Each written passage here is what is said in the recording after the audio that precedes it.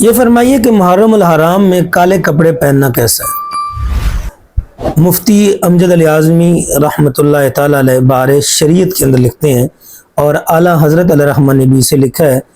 آپ ارشاد فرماتے ہیں محرم الحرام میں 3 قسم کا کپڑا پہننا منع ہے: کالا کپڑا، سبز کپڑا اور سرخ کپڑا۔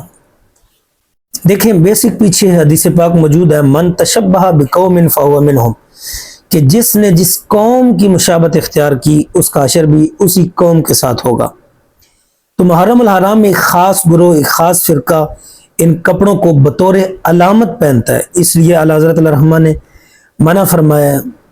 اور کیوں منع فرمایا؟ کہ کالا کپڑا ماتم کرنے والے یعنی ایک خاص فرقہ پہنتا ہے، اسی طرح سبز کپڑا تعزیہ دار جو تعزیہ کرتے ہیں نکالتے ہیں وہ پہنتے ہیں، اور سیاہ کپڑا یعنی بھورے رنگ کا سرخ کپڑا جو ہوتا ہے وہ جو خارجی ہیں، جو حضرت علی کرم اللہ وجہ کریم آپ کے اولاد سے نفرت کرتے ہیں وہ پہنتے ہیں۔ تو ان 3 قسم کے کپڑوں کو بطور خاص محرم الحرام میں پہننے سے منع کیا ہے۔